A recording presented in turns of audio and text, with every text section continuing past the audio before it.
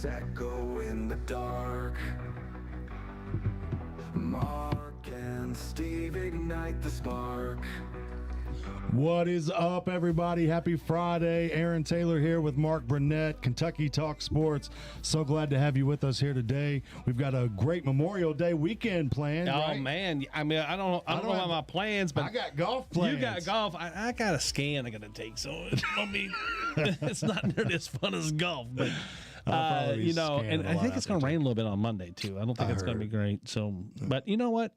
Between now and Monday, it looks good outside. So I'm glad to get to go play golf, man. Because I wanted to go play with you. I know you asked me, and I invited you. You did your brother-in-law duties. If you would get your priorities straight, we'll get you out there. He said, "I got to work." Okay. Yeah. So the I don't know. So that threw me completely off. It did me too. So what we have coming up this what we got on the show today? Okay, so first and foremost, we've been kicking it off the last few shows about baseball and softball. Unfortunately for the boys, their season seems to be done. Baseball wrapped up this past week with a loss to Breckinridge County. The Tigers for the Meade County Green Waves this year has been a thorn in their side. They beat them on May 2nd and then turned around and beat them this past Wednesday 2-1. And that was in the District 11 championship. Yes, sir. Now the girls are in the District 11 championship this week as well. That's right. I think it was against Hancock County. How did that one come out? I think they blew them out. I don't remember the final score, but it was 10-0. 10-0. 10-0. Man, yeah. That's pretty good. Good recall. 10-0 for the Lady Green Waves. And I'm telling you, you called it. I got to give you props, man. You said, because they kind of stumbled out of the gate a little bit, lost some games, I should say, and they've pulled it all together. And I mean, they're going into the regional now. Yep. So the next step's the regional. I don't know. I don't have a date on the regional tournament yet. Either. So as soon as we get that, we'll get that out to everybody. But yeah, man. So school, high school is ending. I think today's the last day, or today's graduation, I believe. So once they get through that, it'll be into, it'll be a lull in sports for the high school. But we'll be back in the fall with. Oh yeah, and plus you got spring ball, you got I mean, football practice is coming up. Oh, yeah, be. It's a jam packed summer for the kids. Just not so much for us. New head coach, right? New head coach for the boys for the football team. I mean, we got to get them in here. We got to get the players in here. Because like I said, I'm an outsider. I'm from Hardin County, but of course, if you played in Hardin County or surrounding counties, you know about the Green Waves. You know about that home field advantage they've got. You know how the town shuts down and comes out and supports them. So it's a fun atmosphere to be a part of. It is. I mean, it's always packed. It's always packed at the ballpark when you go out to watch the Lady Waves or the boys baseball, football. We usually have a pretty good crowd for the football team. Like you said, we should basically, it shuts down. Brandenburg shuts down. Meade County shuts down, and they come out to the games. So it's always I always enjoy going out to the games and the atmosphere, the high school football popcorn. I love that stuff. So just atmosphere. It is. Nothing it like is. it. It is. The smells, the cheering, everything. It's awesome. So moving on, I think we have some little bit of talk about a little NBA talk today. Yeah, right? man. Local news too. SGA's Shea Gilgeous-Alexander, of course, went to Kentucky. One and done player. Didn't turn out, in Kentucky the way he probably wanted with a championship. But yeah, I mean, he's another one of those guys that he has a lot of fanfare. He came to Kentucky. Mm-hmm. It kind of slowed down a little bit. Like he didn't come out of the box hot. Yeah.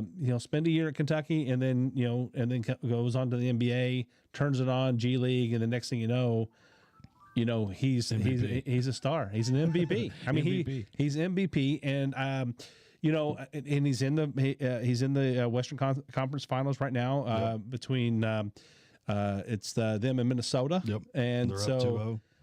Which makes me kind of happy because it's not all the way on the West Coast or anything. I like those Midwest teams to have their day, and I get kind of tired sometimes of LA this and LA that. Yeah. So I was even rooting I was even rooting for Oklahoma City against Denver Let's see, that's who they beat. Just Yeah, recently, yeah. Even though there's there's Kentucky players everywhere in the NBA. Oh yeah, man. You got Cat up in Minnesota, up in Or New Cat York. and Cat Julius up Randle. in New York. Julius Swapped. Randle's up. Yeah, Julius they Randle swapped. He's yeah. over in Minnesota now, right? Mhm. And so, but so you had Minnesota. You had, of course, OKC's got Murray, Shea and Casey Jay, Wallace yeah, and Casey Wallace is playing good ball, man. He's coming off the bench, coming off the bench. but he's I saw him hit a couple of big threes the other night, and But you got Jamal Murray for the Nuggets, and yeah, that's where I was going with Murray. Yeah, crazy. Man. And then it's really sucks when you look back in time. And I know see it's like what could have, all the what talent. should have been, my what should gosh. have been. And it's so funny because you look at like just researching these topics today. I was looking at like comments and stuff, and people that are not even remotely Kentucky fans, they were like blasting John Calipari. Like, how do you not have 5 championships at least? With these squads, but It's hard. It is hard. It's It hard, is. and I mean, I saw something the other day that how talented Kentucky's team is this year and coming into 25, 26. And we just picked up another recruit, Yep, Hawthorne, the other day. yeah, we were going to talk about it. And of course, the weather kind of pushed us out, but yeah. Yeah, and so he that signing, I'm excited for that kid. I mean, he's still he's raw. He's raw. He's raw, and he's going to have a great opportunity under Mark Pope to really. That's what we're looking for, though. We're looking for the raw guys. We're looking for the guys that back Yeah. up, kind of come off the bench, and with create this day, sparks, with this day and age of the portal. of the portal and NIL, I really would like. I want to see this kid develop, stay here, and and get excited about somebody. Who was it? Who was it? Miller played for Darius Miller. Yeah. That played for us, right? Played for Kentucky back in Well, he played for 2012. Gillespie, Yeah, and then he played on the national he was championship team. he was in Gillespie's last year as a freshman, and then he played 2 or 3 He years. finished his year. He was a senior. He finished his because it was 2012. career. Yeah, he finished his career, started his career in the NIT, and finished his career winning But a he championship. developed and of course, he yeah. developed into a draft pick. I don't know if he was. No, picked he in the was second round. He was a second round. He was a second round to draft the pick. Magic, I believe. He ended up playing with Anthony Davis down in New Orleans. Maybe, yeah. So I don't know if he was drafted by New I was Orleans thinking or if he was drafted by Orlando, but it's in there somewhere. But anyway, the point of it is that he developed, became a good player. He was a good player coming out of high school. We all he was a high school. He From was a Kentucky, Kentucky, right? From Yeah, Kentucky, yeah. Maysville, I think, or something. yeah, I think you're right. And so, it was really cool to see that and see that. I like to see that. I want to see those kids that come in rough.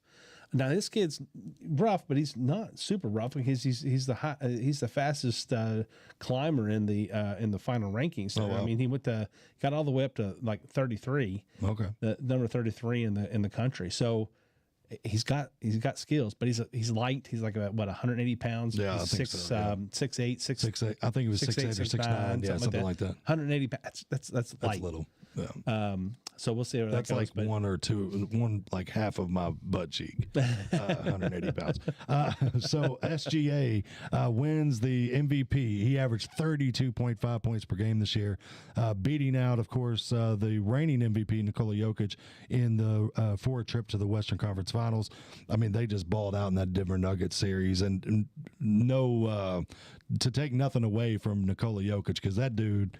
I mean, he reminds me of the guy that you see at like the rec center, like wearing blue jeans that comes in and he's just hitting shots. You remember Hoosiers? I think Hoosiers when they go out to visit the guy at the farm and he's just out there just shooting. Yeah. He's just that cornbread fed kid out there. Guy. Yeah, and of course this dude's from Serbia or wherever he's from. But that's cornbread bread. Yeah. Oh my gosh, man, this dude is just one-footed jumpers and everything. But anyway, SGA just incredible season.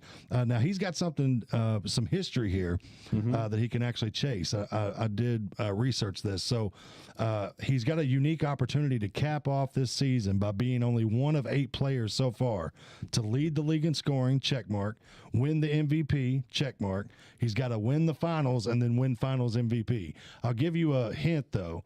Can you name the 8 players? Oh. And I'm gonna give you a hint. One of them's got 6 of those. Yeah. That would be Michael Jordan. So when I say 8 players, I mean it's been done 8 times. Yeah, so 6 of the 8. So it's really 8. only 3. Jordan, man. Jordan was. He's Jordan a thorn was, in my side. I know. It's an age thing, Yeah, right? it is. I mean, I know there's not a huge gap in our age, but I mean, it was like 12 years, something like that. You're I think you're about 10 years older. Yeah, I'm 42. So yeah, 12 years younger than me. So. Okay. I mean, I guess that's enough. Jordan was the was guy. just talking about this to a I was in the 20. I was in my teens and 20s when That's right. Jordan About was the same rocking. time. The same thing as for you. I was 20 when LeBron came out. Yeah. When I was actually talking to somebody at work just today about this. LeBron made a statement a long time ago about how he was chasing a ghost, but really the ghost aspect comes in because Michael Jordan was so iconic. Yeah. He was really the first iconic sports athlete. There were great athletes and people. Yeah, I mean, it was like Dr. J and all these guys, but the coverage, the media coverage, the commercials, the branding, it was a whole new world. It was. He paved the way he for the basically Tigers and LeBrons and everybody else. He created absolutely an entire. His commercials were being shot by Spike Lee. You know what I'm saying? He was an icon. Yes, he absolutely was, and it was And think about the point that Jordan. Jordan didn't have to take a lot of basketball money because he had so much money coming in. Oh, yeah. The fact that the way he structured his shoe deal and such, and was it Charles Barkley that said that Jordan basically showed him how to negotiate his shoe contract? Yeah. That's a great video. If anybody wants to go out and check that video out from Charles Barkley, because what just in a nutshell, what he said was, he said, just ask for a piece. That's right. He says, and then go sell shoes. Yep. He said, because then it was kind of like the Founder movie where he realizes, he doesn't want to really be in the restaurant business. He wants to be in the land business. Same thing with Michael Jordan. Which taught him how to steal the McDonald's Freud from the McDonald's brothers. But that's another story. Yeah. If you see but it's true. Yeah. If you see the movie Air, have you seen that movie Air?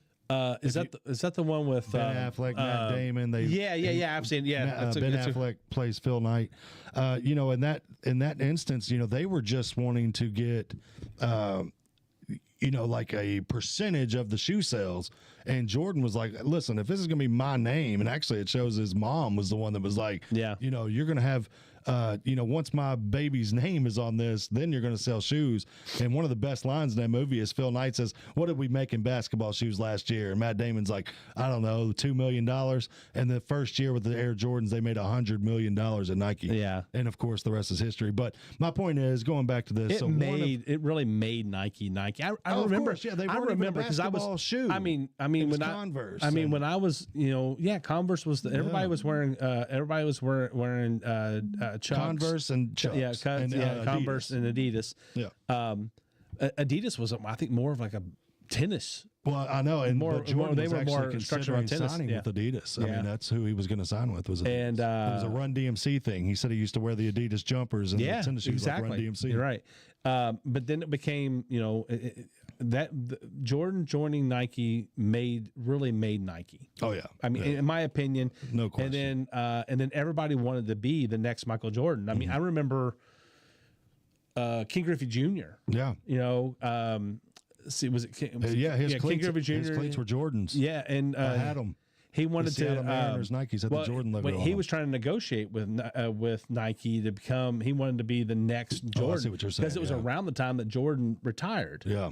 And so there was a story about that. I can't remember the whole story, but it's something like he went to him and said, "Hey, I'm ready to step into those. Let's build my shoe. Let's build my brand.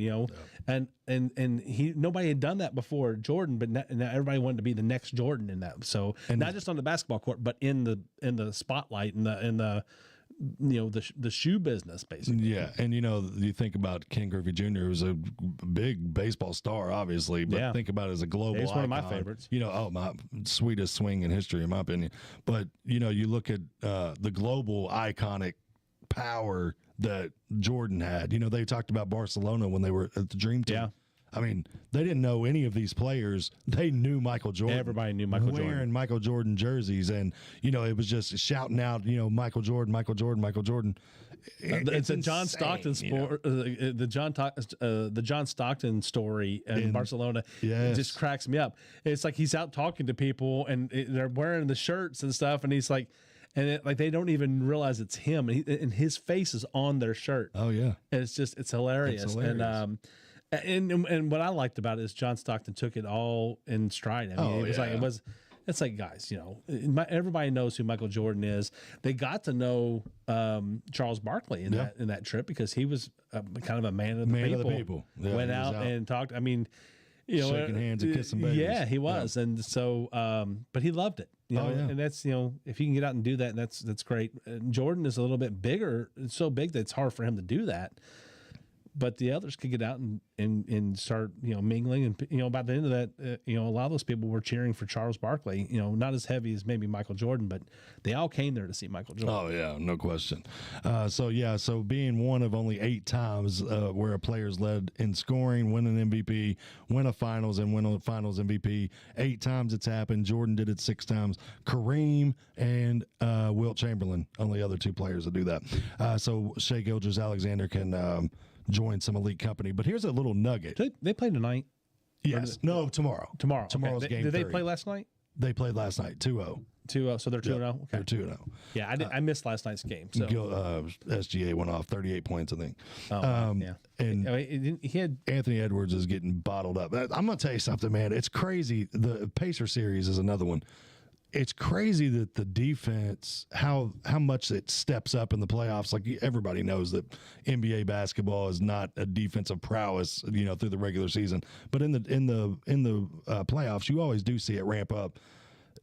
I'm talking about stars being taken out of their games. You saw it in the Boston Celtics series. Yeah, I mean, with Jason Tatum and Jason Tatum Brown. was bottled up. And I said there was no way the Celtics would ever win that series. If you remember the last time we were on it. Yeah, it was a couple weeks. No, I actually said they would come back and win. But anyway.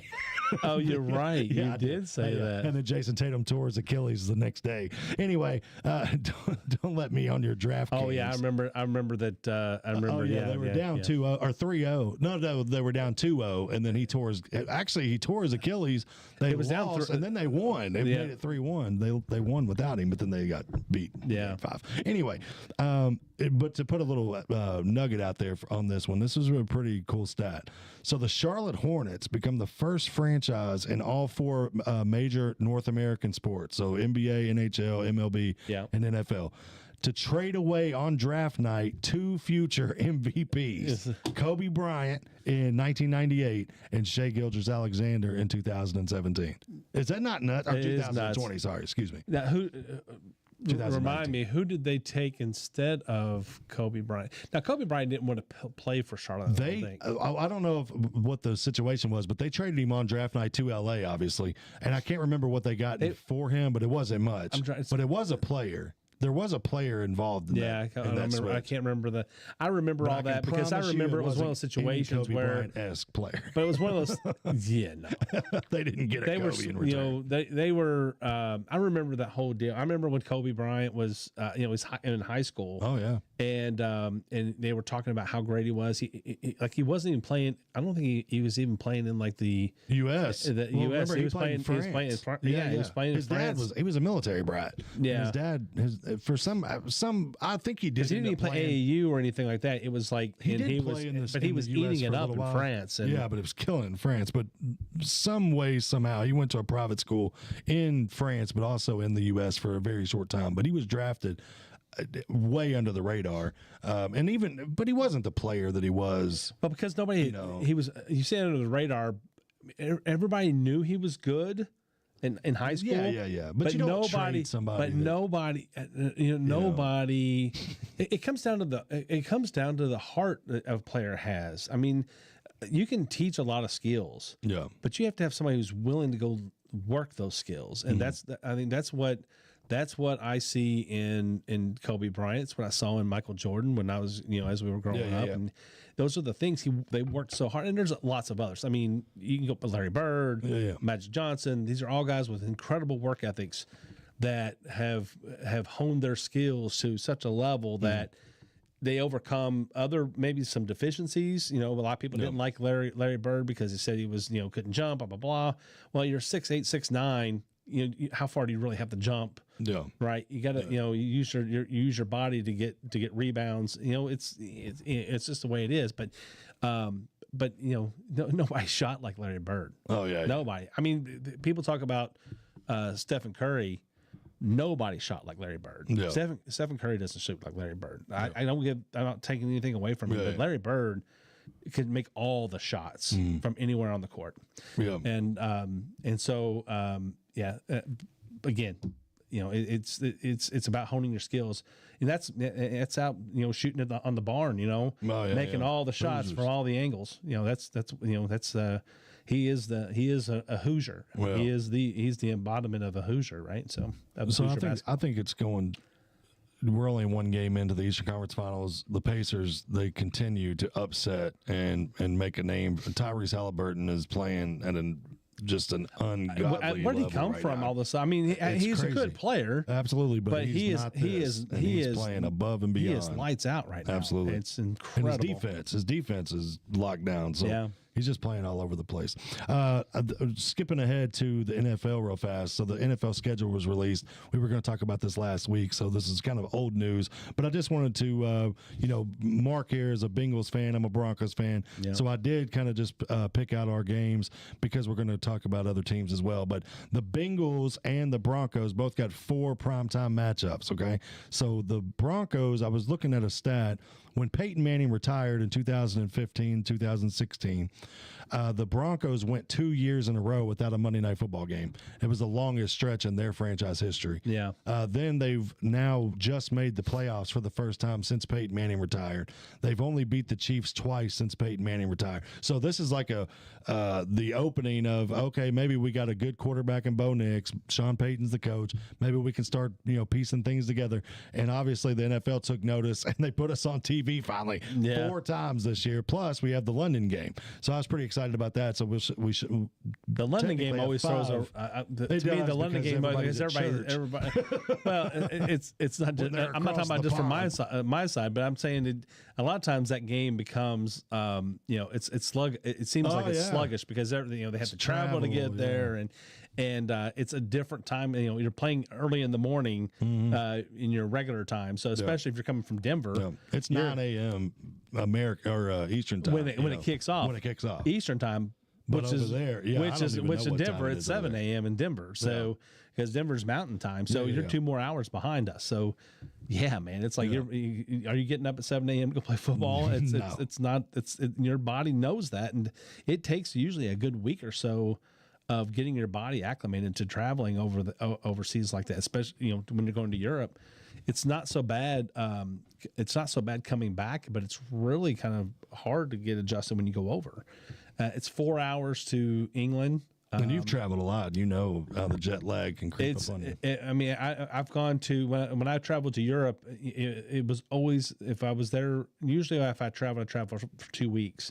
The first week I'd spend in one area and then move to another plant or something in the other, and the next week. Mm-hmm. The second week after getting to stay over that weekend and such, that's you feel like you're normal. Yeah. But the first week you're always feel like you're behind schedule and sleeping, and it's like you want to be awake at this time when you should be going to sleep, and it's tough. All we're doing is going down the hotel elevator trying to find a croissant. And they're trying to get ready. They're trying to go play football for for an hour backside. Yeah, really 2 hours plus in real time and an hour of football. And I don't even know what the time difference is in London. It's 4 hours. Oh, it's 4 hours. Okay, yeah. so they're only 4 hours ahead. So it's going East Coast, West Coast. I gotcha. But if you're coming from the West Coast, it's from Denver, 7 hours. 6 hours. 6 hours. 6 hours for Denver. Yeah, 3 and 7 hours to the West Coast. So that's a tough game. I did see also about the travel. Did you see the Bengals actually travel less than any other team in the NFL this year? They're only going to travel 8,000 miles. The Buffalo Bills are going to travel over 25,000 miles. Well, the Bengals. Is that not crazy, the Bengals have the luxury of being more centralized to their opponents than Buffalo's away from everybody unless you're playing in New York. They're about as far away from everybody as you can get. Yeah. Almost. I mean, it's crazy. So the Bengals. I just saw that though that they're actually. I mean, you think about Seattle. It may be closer to go to Russia than go to go over to Miami or something. Yeah. So anyway, the Bengals and the Broncos though, awesome matchup last year. Came down to a shootout. The Broncos kind of got started late and then tried to make it a game at the end, but Joe Burrow, T. Higgins, Jamar Chase. I just saw a stat today. Actually, I was telling you about the trivia question. Yeah. Think about this for a second. Since 2002, these records have been kept, okay? There's a team since 2002 that have not had a 10-touchdown wide receiver. And we're not going to sit here in dead silence while you think about this, but it's going to blow your mind. So since 2002, this team has not had a 10-touchdown wide receiver. 10-touchdown wide receiver. Man, you think it has to be somebody who runs. I would say maybe like Chicago. No, but that's a good point. But yeah, that's a really Jacksonville, good point. maybe? No, it's San Francisco. Terrell Owens. That is surprising. But they are running game. I never think about that. They've moved away from the West Coast offense to more of a run central game. So that is true. It is. So they are a running team. Terrell Owens, 2002. Can you believe that though? Yeah, they were still in the West Coast offense then. So. And then you think about it. They showed Jamar Chase. The reason I'm bringing this up, Jamar Chase and T. Higgins both had 10+ touchdowns this year. Yeah, on the same team. Reggie Wayne, Marvin Harrison did it. Demarius Thomas, Eric Decker did it. And then there was one more. Oh, Eric Decker and Brandon Marshall in New York, the Jets.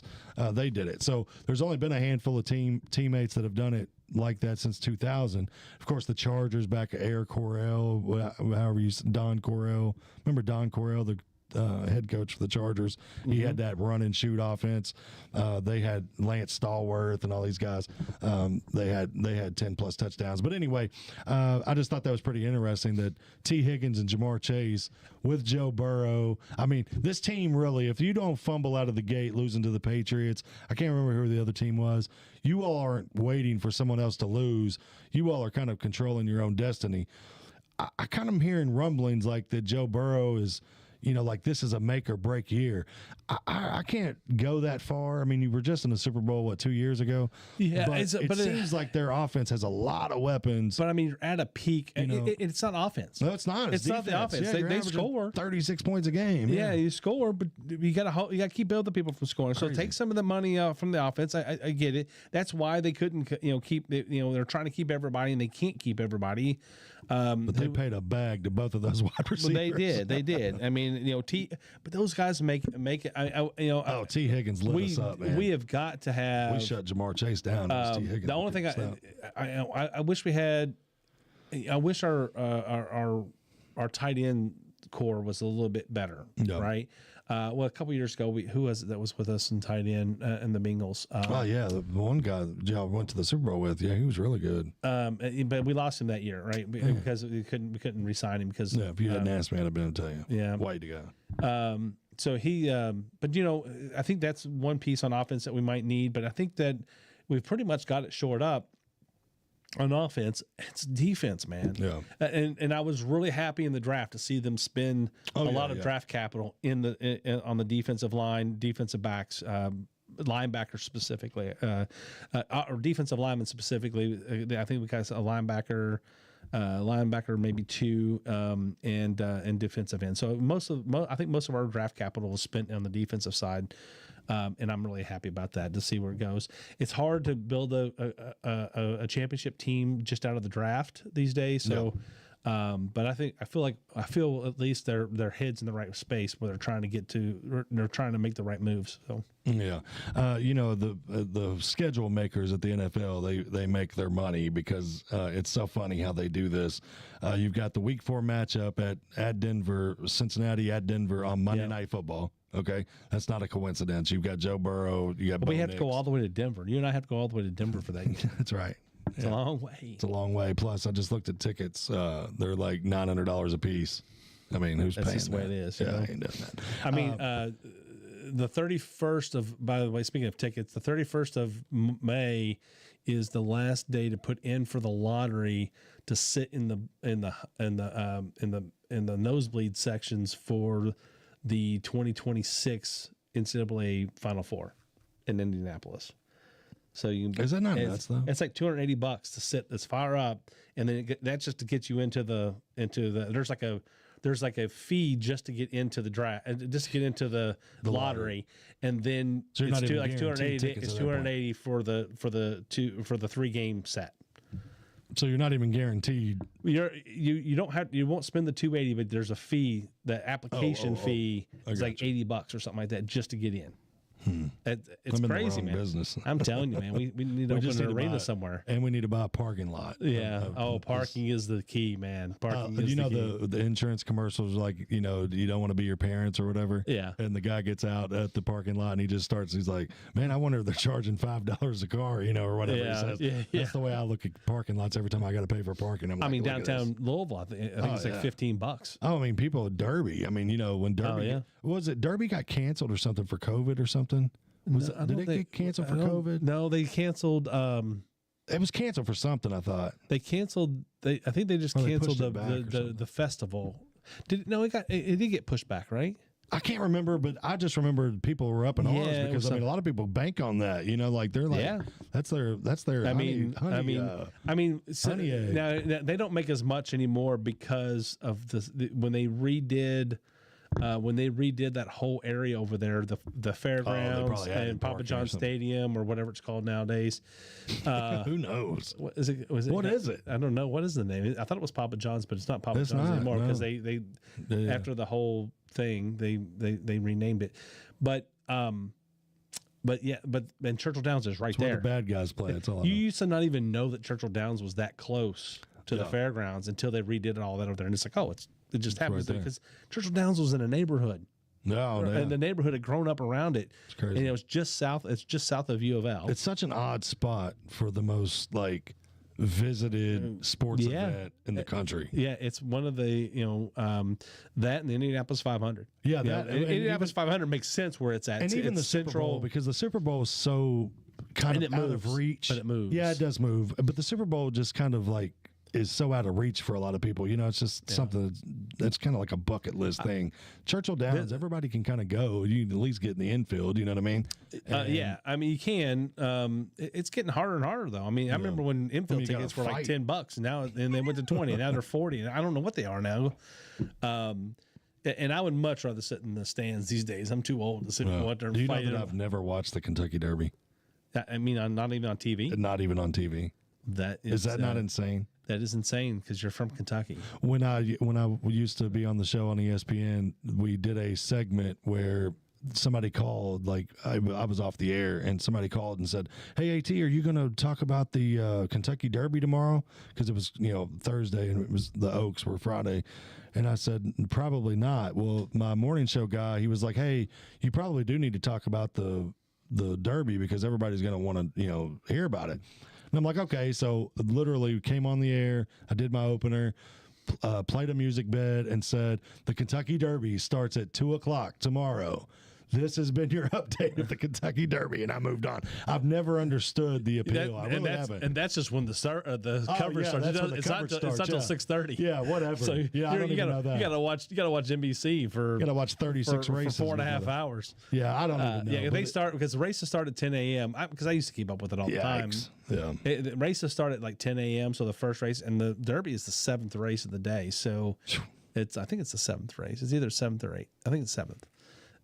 But yeah, it's gosh, I thought there were more races than that. There's only 7. No, because there's some races after the Derby. Oh, really? Yeah. So yeah, they're still racing. It goes on after the Derby. Yeah, I don't even know any of that. Yeah. If I was on Who Wants to Be a Millionaire, I'd have to call you and use you as my lifeline. Yeah, and then I'd be like, I hope it's like what race is the Derby, because that's about, I'm giving you about as much knowledge as I know. I do. I have used since I was a little kid the line "riding me like Seattle slew," because that's what my dad always used to say. But it took me a long time to realize before that was a Derby horse. Yeah. But anyway, so the Bengals Broncos matchup. But another thing, Russell Wilson's coming to Denver. That wasn't by mistake, I'm sure. But I want to talk about the Bengals real fast because their matchups with the Steelers, the Ravens, the NFC North. I know when Ray Lewis and Ed Reed and all those guys were there.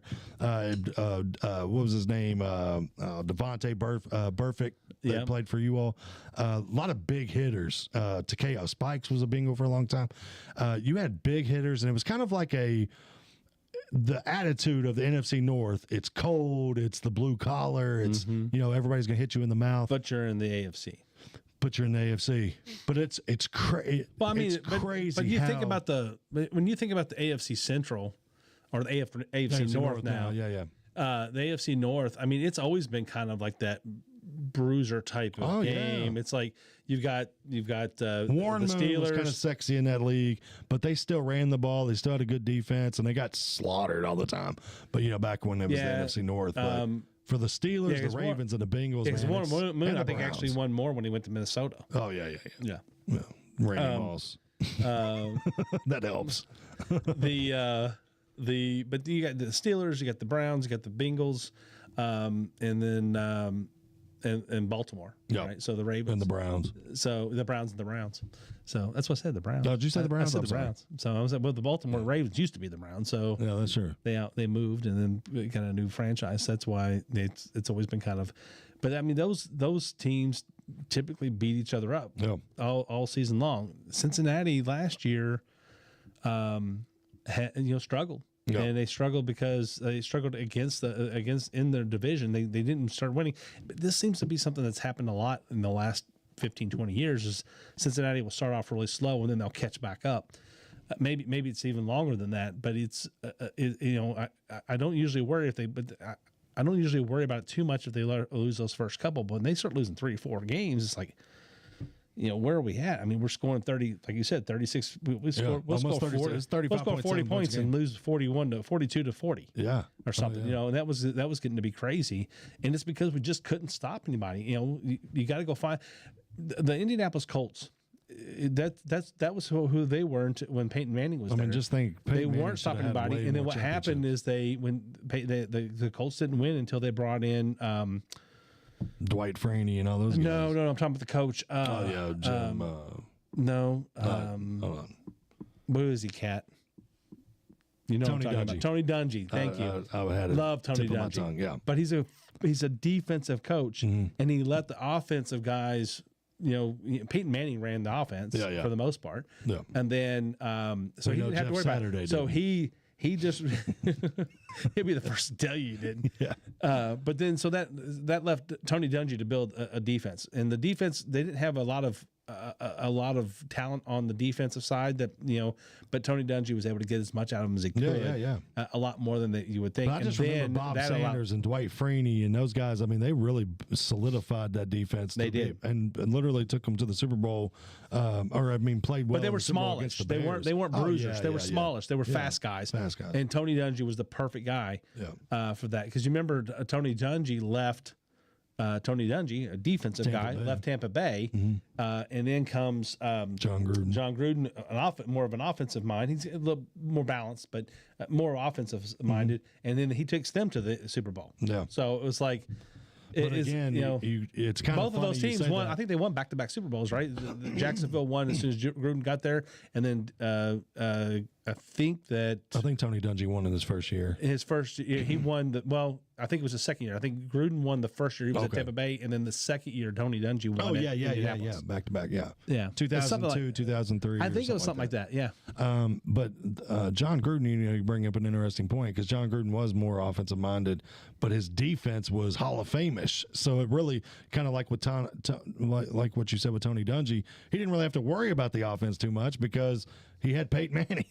He had those guys already in place: Reggie Wayne, Marvin Harrison. That's right. Brandon Stokely. He had all he has to do is come in and work on the defense. Yeah. So then he just has to worry about the defense. Where John Gruden was like, I got Brad Johnson. So I've got to focus on him and let Warren Sapp and Derek Brooks. But they had and John defense. Lynch and all those guys. But Tony Dungy left the defense there. Yeah, so it's crazy. So you brought in. It worked out great because they swapped their strength side to a team that needed that strength but already had the other side as a strength. So Gruden comes in, shores up offense for Tampa Bay, they win. Tony Dungy comes in, shores up defense for the Colts, and they win. So it's good stuff. So the Bengals and Broncos both have one Monday night game. They both have 2 Thursday night games, and then they both have one Sunday night game, with the Broncos getting an extra one with their trip to London. Man, I really want to go to a game this year. I would love to. I literally I had a connect, man. Cammy working at Lucas Oil. Oh yeah, She was going to get tickets, and Denver goes to Indianapolis. Then she left. Yeah, and she left. But I'm going to tell you something. I looked at those tickets. she's working for us though. So yeah, but are you going to get me tickets? I'm not getting you tickets. we have no ends on tickets. No ends on tickets. No ends in Indy. They're expensive, man. I mean, my gosh, I gotta like sell a kid or something because it's not. And you don't have any left. I don't have any left. They're all The grown. shelf is bare, man. I mean, I don't know what to do, but it's just, and my thing is with the live game, I love the atmosphere, and I'm gonna tell you something. If you've never been to an NFL game, it is completely different, like college football and all that stuff. Now, I'm sure if you go to a really big college football game down in the swamp or, Death Valley or even Kroger Field, if, some big dog's coming through. But for the most part, the games I've ever been to, there's nothing compared to the atmosphere of an NFL game. And you've got 50, 60, 70, sometimes 80,000 fans screaming their heads off. It's such a great atmosphere. They can be expensive. I mean, we looked into season tickets one year. We bought some tickets and went to the Cincinnati. It was before we got our Kentucky football tickets. Yeah. And so we thought, hey, well, maybe we can get a couple tickets. And they're not unreasonable.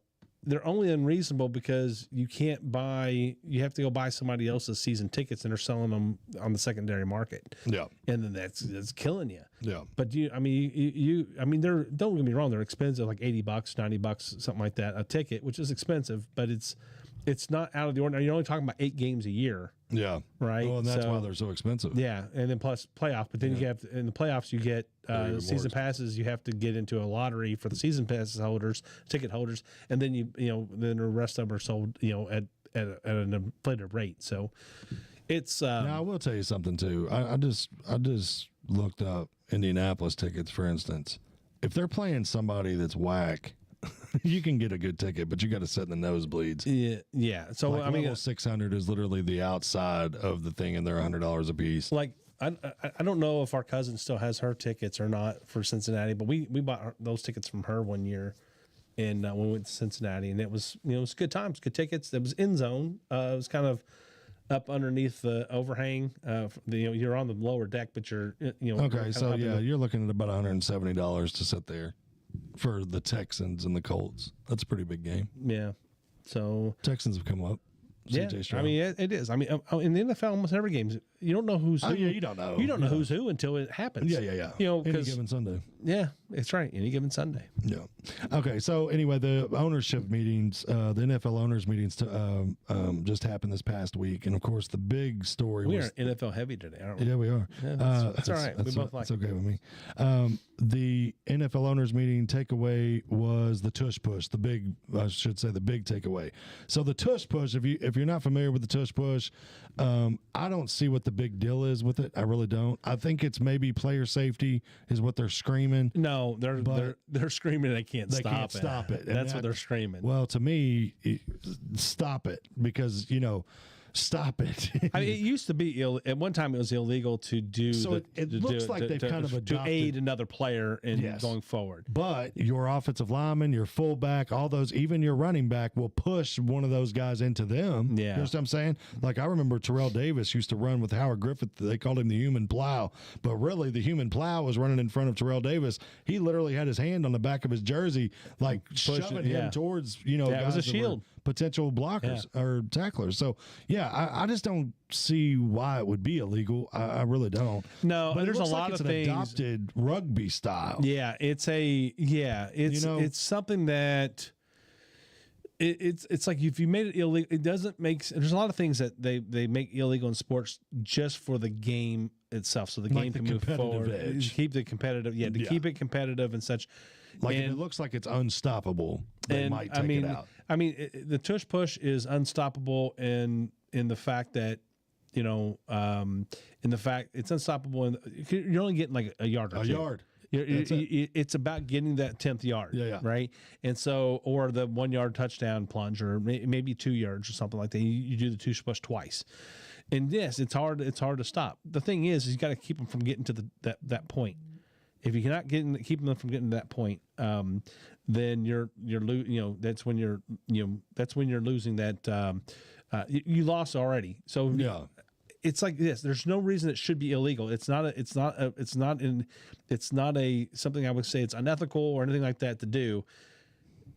So but at the same time, I'm worried that it's becoming so popular that are we going to revert back to we're going to tush push for first, second, third down?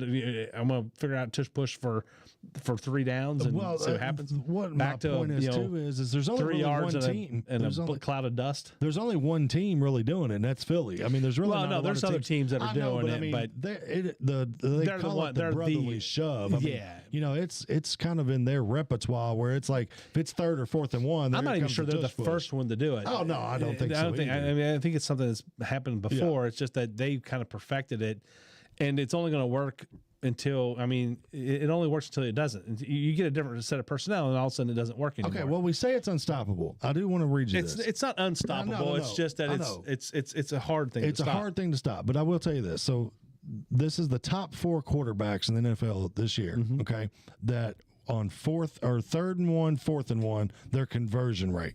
Okay, who do you think led the league in conversion rate on 3rd and 1, 4th and 1? Now, this is a quarterback, not because Jalen Hurts would be the one getting pushed. So this is a quarterback. Yeah, I'm telling. Let's see. 3rd and 1 on the sneak. Basically, you're talking about the sneak, basically. Right? Or Joe Burrows. Okay, no. Josh Allen. That's who I was trying to think of. Josh Allen. I couldn't get it out of my mind. But listen, Josh Allen wasn't number 1. I only said Josh Allen because that's who my guess would be. He was 2. Jaden Daniels was 12 for 12 this year on 3rd and 1 or 4th and 1. Well, that shocked me, okay? Yeah. Josh Allen was 2. 3rd was actually Bo Nix, and I didn't bring it up just to say Denver's quarterback. 4th was Jalen Hurts. So, I mean, all this talk about the tush push and all this stuff. But that comes down to situation, though, right? Well, I mean, 3rd and 1, 4th and 1, we're talking about being an unstoppable play for 1 yard. It would only converted 61% of the time. So, I get that. But you know what I'm saying? I mean, that's a big drop off from 80%. But when is it always 1 yard? Well, are they just doing it one? If it's 3rd and 2, what if it's 3rd and 2? I don't know. I don't think it was in that 4th stat because it said 3rd and 1 or 4th and 1 was my point. Okay, 3rd and 1, 4th and 1. Okay. Yeah, and it just shocked me. Yeah. I would think it would just be a higher I think it's situational. I mean, you're talking about owners that have gotten together to ban this thing.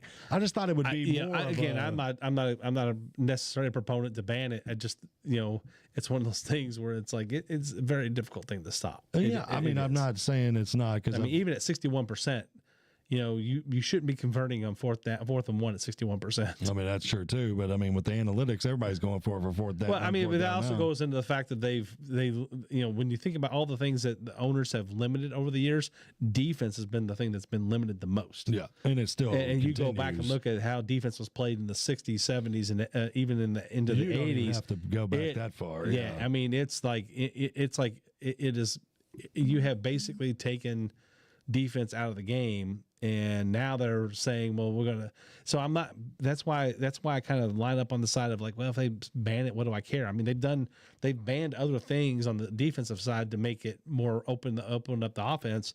So maybe it's okay. But nobody's getting hurt doing that. Yeah, I've never seen anybody. I've never seen anybody. Yeah.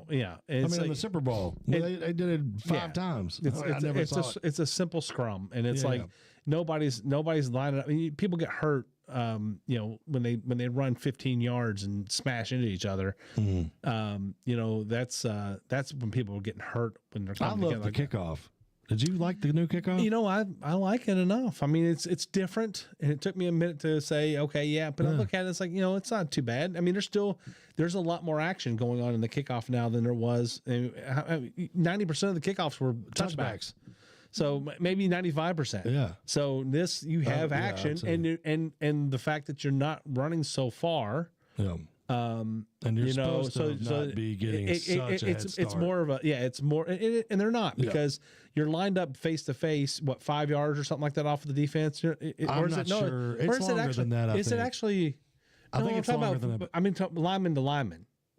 Oh yeah, 5 yards. Yeah. Is it 5 yards? Is it 5 yards apart? Yes. And then they can't move until the ball's caught in the zone. Caught in the zone. So that means nobody's going taking off with just like a Reno football when you see people lining up 20 yards behind the running back, taking a straight shot out. It's the same thing. It slows the defense down, but it also gives them, like you said, more opportunities to return. I liked it. I did too. I mean, ultimately, it grew on me. So I was happy with it. So the tush push, 24 owner votes out of 32 was needed and was not reached. Okay, so we did the math. We've double checked the numbers. That is a 3/4 vote needed.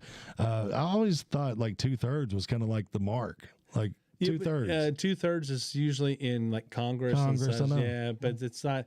Not the NFL. The NFL's their own entity. 3/4, and it's like, you look at this and you have 32 teams. So if you're looking at 2/3 would be 22. So they would have passed at 2/3, but 3/4 didn't pass. Needed 24, got 22. So 22-10 to ban the play, according to NFL media. For the proposal to be approved, it needed to reach 2/3 majority, at least 24 votes. So 3/4. 3/4. Sorry. What did I say? You read it. Oh, I read it. Yeah. So this was a razor thin margin that snuck through. And my thing is like, you had 10 owners that were like, we've got to ban this. We got to ban this. I wish I could find out who they were. I know Denver was one of them. No, they had. It hurt me. I'm sorry. They had 22 owners that said that ban it. They had 10 that said don't ban it. 10 that said don't, because it didn't reach the threshold. There's only 10 teams. I said it backwards. So Philadelphia. Yeah. Philadelphia's one. Yeah, I guess we could play detective and find them out. But Denver spilled the beans. Yeah. They said they voted against it. I thought, or voted to ban it. What a bunch of pansies, man. So I hate that. I mean, they can do whatever they want. They're the owners. They can do whatever they want. They're the owners, but it's not, it gives us something to talk about. Hey, I'm going to talk about this. Speaking of owners, they just released out of the owners meeting. I wish I'd put this on here because it was just a neat graphic to see. So Rob Walton owns the Walton Penner Group. What is his name? Anyway, Greg Penner. Greg Penner owns the Denver Broncos. Condoleezza Rice, she's an owner of the Broncos, majority owner of the Broncos, or a minority owner of the Broncos, and the Walton Group. So Rob Walton is worth $77 billion with a B. The next owner to him is $23 billion. There is a $50 billion gap between the Denver Broncos and the next team. I can't remember who it was, but is that not nuts? And it wasn't Jerry Jones, but the owner, right? The owner, yeah. But Rob Walton is out of the Walmart group, right? Yeah. He's in Walmart, yeah. And actually, if you look at it, like was it Stan Kroenke or? I mean, him and his brothers and sisters are all. Oh yeah, they're all loaded. Yeah, I mean, Walmart's still one of the. Thanks, Sammy. You shop at Sammy's. He did it right, man. Oh yeah, man. He did it right. Left the. I mean, we can talk stories about that. I mean, because you remember I worked at Walmart for a little while. Yeah. And the stories were I worked there about the time he passed away. I think so. I think he had just passed away, not right around that time. And they would tell stories about him coming to the store. He would go visit all the stores, at least in the U.S. But he made it a job, and he would show up. You would think he would show up in some nice car or whatever. Nope, showed up in like a little, a little compact car. He wore very modest, very, just like a, sweater and, jeans or whatever. Mr. Rogers. He was like, and he was just like everybody's grandpa coming to check out the store. That's a very interesting story. I don't think his kids are as frugal. No, I don't think so. No, I'm pretty sure they're buying football teams and things like that. Yeah. But that story, there's a good story there because his whole point was about the distribution system. We can have a whole segment on that. And on the other show one of these days about it. And it's an interesting story. It's a good thing to learn from if you're an entrepreneur and you're trying to build a business and stuff. The things that he did, he actually started out as a franchise owner of another store. Wow. And that franchise could not supply his stores fast enough and efficiently. He was constantly running out of one thing, having too much of another. And so he went to him and said, "Hey, here's my plan, what I would like to do." And they said no. And he said, "Okay, Oh my then goodness. I will go do it." And then he built the Walmart out of that. So it was really kind of like a distribution journey more than distribution, because you notice that Walmart like at the time, Walmart was there was no other store. Every other store had they had a giant warehouse in the back of their store for stock. And he was like, that's so inefficient. So what he did was use just-in-time delivery. And so he put all the storage in central locations amongst stores and had it feed all the stores every night. And so he didn't have to have the footprint in every store. He only had to have warehouse space centrally. And then he just sent enough to each store to fill the shelves every night. And then it was an automatic system for them to do their inventory, and that inventory ordered from the distribution center. Wow. And that's what built Walmart. Hey, That's why Walmart. It is pretty interesting. I learned something on the sports talk show. That's pretty cool. Yeah, so it's good stuff. And of course, he hands down this empire to his kids, and his the rest is history. grandson. I think Rob's his grandson. Doesn't matter. I don't think he would have. I think he gave it to the kids. Yeah, maybe. I think he gave it to the kids, and then, I mean, they may have already started distributing it to their kids or something. But I mean, come on, Rob's up there, Walmart. though, so- Walmart is still Walmart. Yeah, Walmart's still Walmart, and they own the Broncos. Here's a little thing about Walmart, though. Okay. Walmart is talking about raising their prices for tariffs, and 70-something% of their products are made in the United States. So how are they raising the prices for tariffs? I mean, 70% of their products are still made in the United States that they sell, something like that. Guess that. Wow. And so, but then they're telling everybody they're going to raise prices for tariffs because of tariffs. That's the word on the street anyway. And so I think that's how billionaires make more money than I do. Is they just start jacking prices up to jack prices up. But that worries me that some people are going to say, now, obviously on 30% of their products. Broncos, so they're probably going to be the world's most hated people on the planet. On the 30, no, I still have a great appreciation for Sam Walton and what he did. Yeah. I have a great appreciation for, I think it's Adolphus Bush that made, from Anheuser-Busch, because not from a beer standpoint, because I'm not a beer guy, never have been, never will be. But this from the point of view of they had to go through Prohibition. Oh wow, yeah, that is cool. Yeah. And so I didn't even think about that. So they were around during Prohibition or before? Before and after. And so they had to go through Prohibition. So that's a whole nother story. I'll tell us another time. But it's a cool thing. They should have been featured on Peaky Blinders. Something. Yeah, it was pretty neat though. We'll wrap this up. I want to talk about one more thing. So the International Olympic Committee, out of the NFL owners meeting, the International Olympic Committee approved flag football as an official sport for the 2028 Summer Olympics. Oh, yeah. This is a story. This is cool. So the decision marks a significant milestone for American football, which has never been official Olympic sport before. The flag football event will consist of a 5-on-5 played on a 50-yard field. The NFL has expressed strong support, and it passed this past week for the flag's football inclusion to the Olympics. Recently, NFL owners voted to allow their players to participate, which could lead a dream team scenario similar to the basketball success in the Olympics. Now, are they going to play? They're going to play this in the Summer Olympics. 2028. It'll be their first one, and there's also 2 other sports that have been added. I think lacrosse has not ever been a Olympic sport. It is now, and something else I can't remember. Lacrosse is also like an American sport, right? I mean, I don't know. trying to remember. I don't remember. Doesn't sound very American. No, well, lacrosse is just one name for it, right? So LaCroix. I don't know. LaCroix. I have to go. I have to look into that. For some reason, I thought that was a mostly American sport. It may not have been invented here, but I don't know. But it was. I have no idea. Hockey wasn't invented here. Lacrosse is still a sport though that is picking up traction because I think a lot of times, and this is a whole other segment, but I think a lot of times with the health and player safety stuff with the football, I think people are trying to, especially get their kids to play other sports. I think soccer and all that stuff is starting to pick up more and more because it gets them out of football. That's just my opinion. Are they playing frisbee football?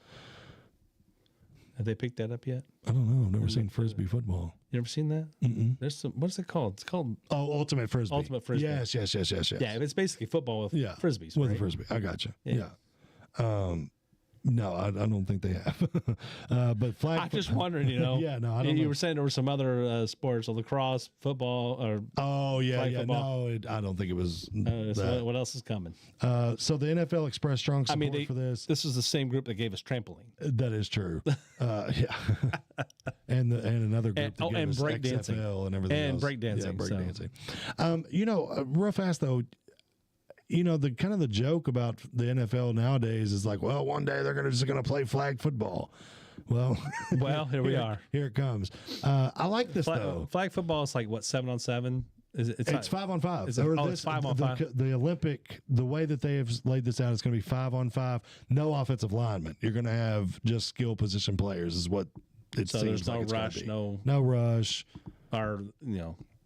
Or there might be 3 Mississippi. 3 Mississippi, yeah, 5 Mississippi. But I'm just excited about it because one, I like the. I guess we'll put it this way. I think that there's going to be, at least they've talked about it, former players as well playing flag football for the Olympic teams. I just think that's cool because I think like the Pro Bowl, it's just not respected because. These guys they don't play football. They don't play football, and they don't want to. That's the thing. They want to play flag football. They want to play flag football because they don't want to smack. They want to show off anymore, skill. You know what I'm saying? Yes, they want to show off skill, but they don't want to smash into anybody. Hey, but I love that. Don't you remember the quarterback competition back in the day? Loved it. Loved that. I loved it. But I don't love it on the football field though. I don't love to say, oh, we're going to pretend we're playing football. Oh, no, I hate that. If you say, hey, we're going to play flag football, then I can appreciate it as flag football. Absolutely. Do not put the pads on if you're not going to use them. Yeah, or the wrong kind of pads. But anyway, I think that you've got to look at it in a way that I think this is exciting for these former football players. I mean, it would just be cool. Chad Ochocinco's already been talking. He's coming. You know what I mean? He's ready. Oh my gosh, he's an old man now. Yeah, 50-some years old, but he said he still runs a 4.40. So we'll see. We'll see. But Deion Sanders, he said he can't play because he's only got 8 toes.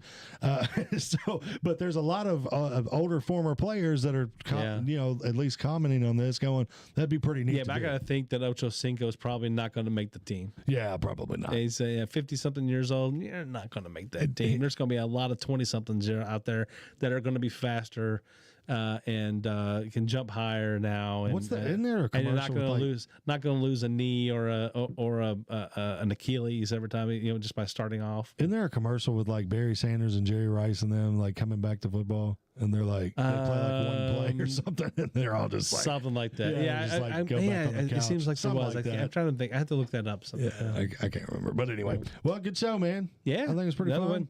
So, what's next, man? Next week? Yeah, next week. We'll come back next Friday and check out what's going on. And everybody, stay tuned. I think we've got some stuff in the works. So we're trying to roll this thing into a nice into a well branded machine if we can. So, and we actually had a phone line for you guys to call in today, but we didn't give it to you. So next time you're on and you want to talk sports with us, we'll give that out to you and let you guys talk. Let you all come back. And perfect, Aaron, appreciate it, brother. It's always fun, man. Always fun.